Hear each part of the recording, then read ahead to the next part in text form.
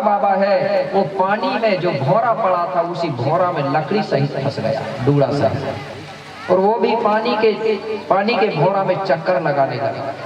शंभू बाबा कहने लगे गौरादाई देखो देखो, बोले वो बालक बोले पानी के भौरा में फंस गया, इसलिए सबसे पहले वो भौरा को मिटाना पड़ेगा। बाबा शंभू ने एक पत्थर उठाया भौरा को मिटाने के लिए, इधर से पत्थर फेंका, लेकिन वो पत्थर भौरा पे जाके नहीं गिरा। किनारे में एक पेड़ लगा हुआ था, पहाड़ी मढ़ा। पहाड़ी मढ़ा को कौवा भी बोलते हैं, जानते हैं ना, जो नदी के किनारे उसके फल को ऐसा पकड़ोगे तो 5 उंगली समझ आएगी, वही उसका एक फल टूट करके और पानी में गिर गया भौरा के ऊपर। भौरा खत्म हो गया, मिट गया। कोपार बाबा वो भौरा से छूट गया।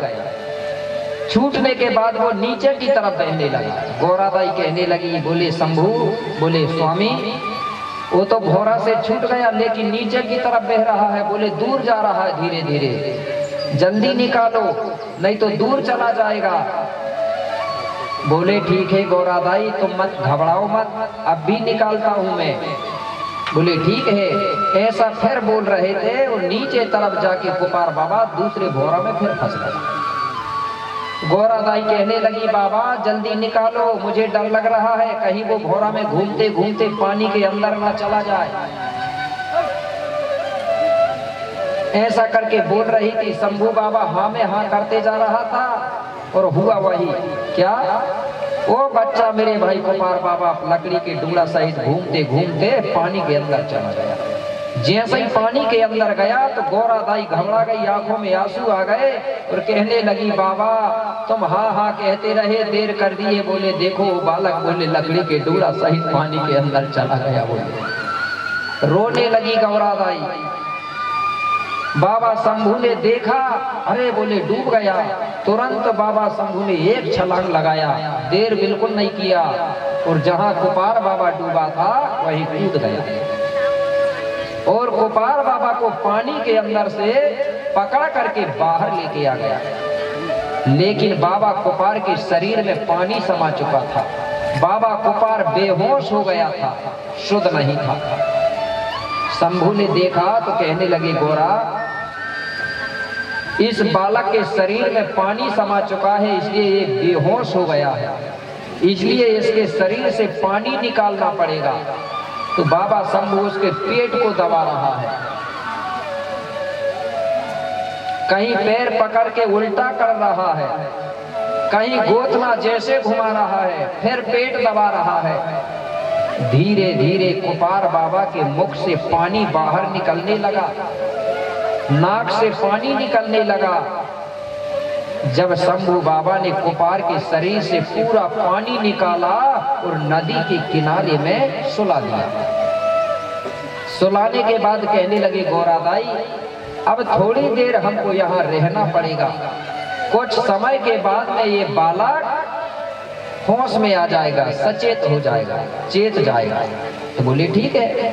अब शंभू और गौरा वहीं खड़े हैं, कोपार बाबा जमीन पर लेटा है। बहुत देर हो गई लेकिन कोपार बाबा होश में नहीं आया। अब क्या करे? गौरादाई कहने लगी बाबा शंभू मैंने सुनी हूं कि तुम्हारी डमरू की आवाज में बड़ी शक्ति है, इसलिए एक काम करो बाबा तुम अपनी डमरू को ये बालक के कान के किनारे ले जाके बजाओ। ये डमरू की आवाज से हो सकता है ये बालक होश में आ जाए, चेत जाए, जाग जाए। बोले ठीक है। बाबा शंभू ने अपनी डमरू निकाला और कोपार बाबा के कान के किनारे ले जाके ऐसा करके डम डम डम डम करके डमरू बजा दिया। जैसे ही डमरू बजाया तो डमरू की आवाज जब निकली तो कोपार बाबा ने सोया सोया सुन लिया। सुनने के बाद कोपार बाबा वो डमरू की आवाज को मन ही मन में दोहराता है, जिभ्या चला रहा है, बोल रहा है। तो डमरू ने जो आवाज निकाला था वो 12 आवाज निकाला था। कितनी आवाज निकली थी? 12। तो वो 12 आवाज निकली तो वो गोंडी में निकली आवाज। तो पहली जो आवाज निकली जब डम डम डमरू बोली, तो पहली आवाज थी अड़ंग। क्या बोली डमरू पहले आवाज में? अड़ंग। दूसरा आवाज निकला अड़ांग। अड़ंग के बाद में इड़ंग, इड़ांग, उड़ंग, उड़ांग, ऐसा करके 12 आवाज निकली। उन आवाजों को बाबा कुपार सोया सोया दोहरा रहा था, आवाजों बोल रहा था, जिब्या चला रहा था। गोरादाई ने देखी, बोले बाबा देखो, बोले तुमने डमरू बजाए तो ये बच्चा बोले देखो अपनी जिब्या चला रहा है, ऐसा लग रहा है मुझे कि ये बालक बोलने की कोशिश कर रहा है, इसलिए बाबा एक बार और बजाओ जाओ। बाबा शंभू ने फिर डमरू उठाया और फिर कुपार के कान के किनारे ले जाके फिर डमरू बजाया, डम डम डम डम करके। तो डमरू ने दूसरे बार भी आवाज कितनी निकाली? 12 ही निकाली। तो दूसरे बार जो आवाज निकली वो क्या निकली? वो आवाज निकली उंदी रंड मूंद। क्या निकली? उंदी रंड मूंद, नालुंग सयुंग सारुंग, ए रुंग अरुंग नरुंग और पद पहुंदी पदंड। ये डमरू ने आवाज निकाली। पहले निकली आवाज अड़ंग, अड़ांग, इड़ंग, इड़ांग, उड़ंग, उड़ांग, 12 है। और बाद में निकली उंदी रंड मूंद।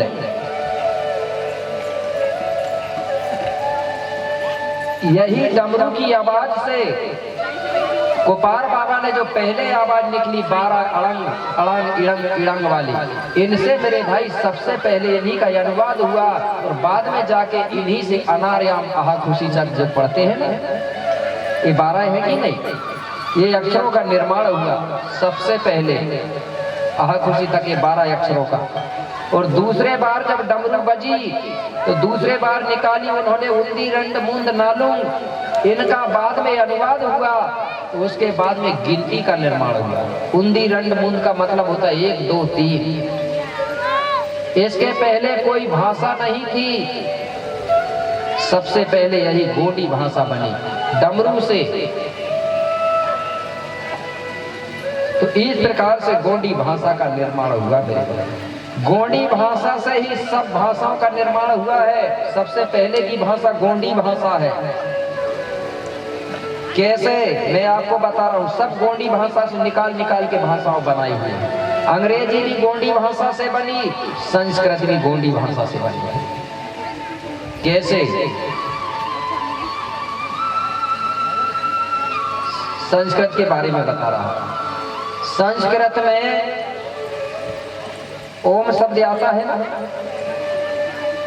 गोंडी में भी ओम बोलते हैं। जैसे नारियल रखा है, ओम नारियल, इसका मतलब होता है नारियल ले जा। तो ओम कहां से आया? गोंडी से निकला। ओम का मतलब होता है गोंडी में ले जा। अगर गोंडी बोलने वालों के आगे बोलेंगे कि ओम, तो वो कहेंगे कि ले जा कह रहे हैं। और फिर दूसरा शब्द संस्कृत में आया है नमः, आया है ना। और गोंडी में नामा काहे को बोलते हैं? किसी को सोने के लिए बोलते हैं, नामा मतलब सो जा बोलते हैं। और जो स्वाहा शब्द आया है गोंडी में, स्वाहा का मतलब होता है सत्यानाश। अब बताइए, इसलिए हम स्वाहा नहीं बोलते, नमा नहीं बोलते। अगर ऐसा बोलेंगे तो हमारे देवता क्या समझेंगे? ओम नमः स्वाहा बोलेंगे, क्या समझेंगे? वो समझेंगे ये कह रहे हैं सत्यानाश हो जा, यही समझेंगे ना हमारे पुरखा लोग। समझेंगे कि नहीं समझेंगे? नमा कहेंगे तो सो जाओ कह रहे हैं, क्योंकि हमारे जो पुरखा है, जो देव बने हैं, वो गोंडी भाषा बोलते थे। तो गोंडी भाषा बोलने वालों के आगे दूसरी भाषा प्रयोग करोगे तो वे समझेंगे क्या? समझेंगे? संस्कृत से बोलेंगे तो समझेंगे हमारे पुरखा? नहीं समझेंगे। और सब लोग संस्कृत का प्रयोग कर रहे हैं। हमारे पुरखाओं को अगर सुमरन करना है, उनको मनाना है, तो हमको गोंडी भाषा से बोलेंगे तो आपके पुरखा जल्दी समझ जाएंगे। क्योंकि पहले हमारे पुरखा, चाहे वो छत्तीसगढ़ हो, मध्य प्रदेश हो, यूपी हो, बिहार हो, चाहे उड़ीसा हो, बंगाल हो, कोई भी हो, सब जगह के पुरखा गोंडी बोलते थे। और वो मर के देव बन गए। तो उनको अगर बुलाना है तो गोंडी से बोलोगे तो वो समझेंगे।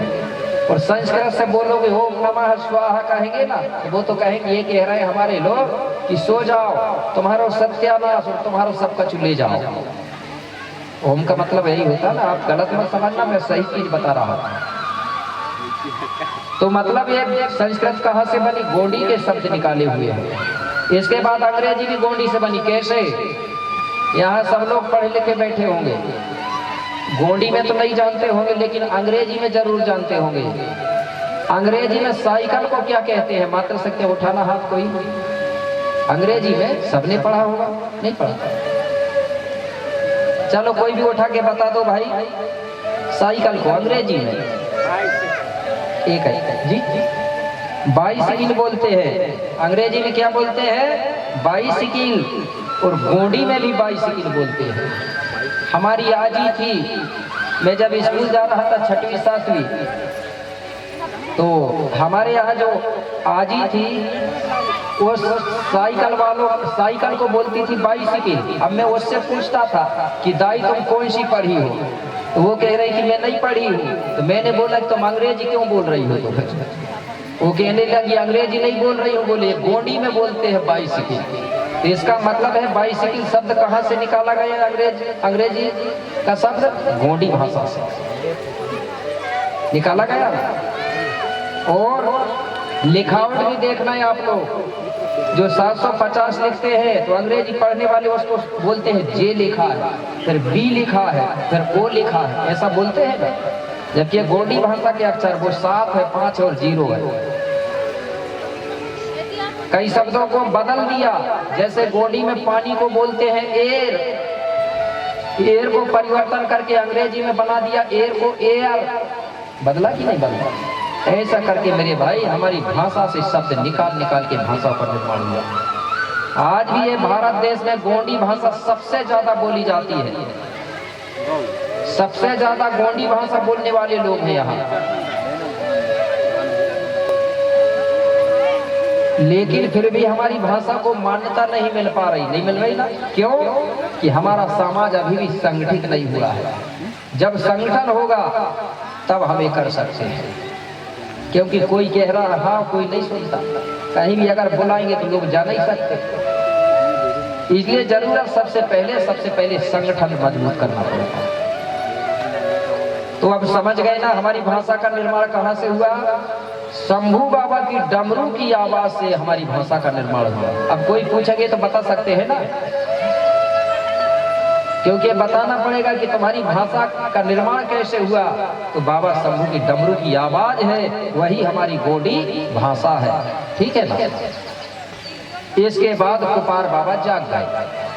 अब कुपार बाबा जागे वहां से, और अब बाबा शंभू और गोरादाई को सेवा जोहार करके और कछारगढ़ की ओर जाते हैं। कहाँ जाते हैं? कछारगढ़। धीरे धीरे चलते जा रहे हैं, भ्रमण करते हुए। कैसे?